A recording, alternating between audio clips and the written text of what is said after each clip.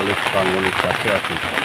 আমাদের যে লেকটা ছিল এটা সুন্দরভাবে কলেজ যে লেক বলা হয় সেটাকে সুন্দরভাবে সৌন্দর্যন করা হয়েছে। বিভিন্ন বিষয়ের মধ্যে অন্তর্ভুক্ত করা হয়েছে। প্রায় 25 কোটি টাকা দিয়ে এটা তৈরি করা হয়েছে। এর মধ্যে বিভিন্ন ব্যবস্থা থাকে। প্রায় 2.5 কিলোমিটার এরিয়া নিয়ে এটাকে ডেভেলপ করা হয়েছে। আগে এটা একটা আতঙ্কের জায়গা ছিল এবং বিভিন্ন ক্রাইম এইসব জায়গায় হতো। জঙ্গল ছিল, সংস্কার করা হতো না, কিন্তু মাছ একটি মিশন এটাই হাত দিয়েছে এবং কাজে এটা দ্রুত গতির সঙ্গে শেষ করেছে। এটা আগামী কিছুদিনের মধ্যেই মাননীয় মুখ্যমন্ত্রী ডক্টর মানুষরা হাত ধরে সেটা আনুষ্ঠানিক উদ্বোধন করা হবে জনগণের কাছে ব্যবহার করার জন্য।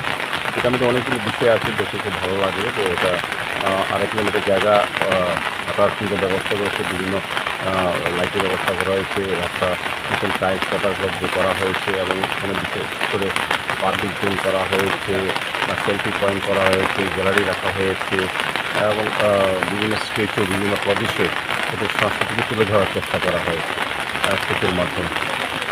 আমি বলবো যে সার্বিকভাবে একটা মানসিক যে চাহিদা বা চিন্তা ভাবনা সেটা সবটাই এখানে আনন্দ উপভোগ করা যাবে এই লেকে। মাছ ধরার জায়গাও এখানে যারা মাছ ধরা বস্তু বা উৎসাহী বা যারা করা থাকে তাদেরও ব্যবস্থা করা আছে।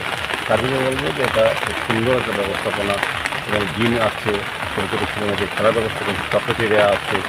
সার্বিকভাবে আমি বলবো এই রাজ্যে বা আগরতলা শহরে এই প্রথম সর্বাঙ্গীনভাবে সমস্ত ব্যবস্থাকে সামনে রেখে, সমস্ত আধুনিক ব্যবস্থাকে সামনে রেখে লেকটাকে সাজানো হয়েছে। তো এই শহর বা শহর থেকে যারা বাইরে আসবে, বাইরে থেকে আসবে বা বিভিন্ন জায়গা থেকে আসবে, এটা দেখার জায়গা হয়েছে, উপভোগের জায়গা হয়েছে।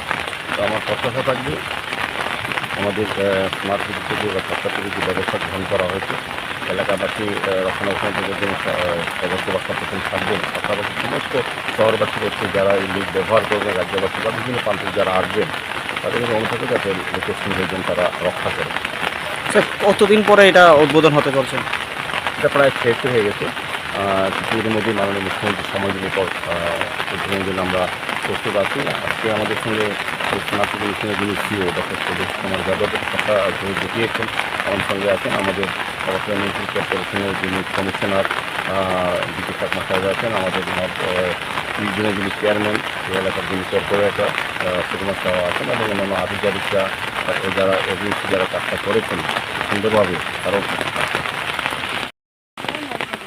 नहीं है, इसमें मोटर लगाएगा तो ये एरिया से आप लोग टाइम पास वगैरह करेंगे, बैठे बैठेंगे। इसमें सर एक्चुअली बस सीटिंग स्टाफ थोड़ा लगाना।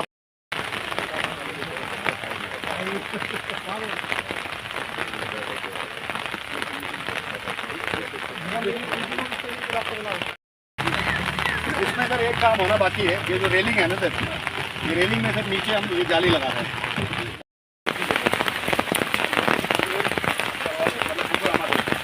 अभी 3 साल पूर्व रिटायर हो गए।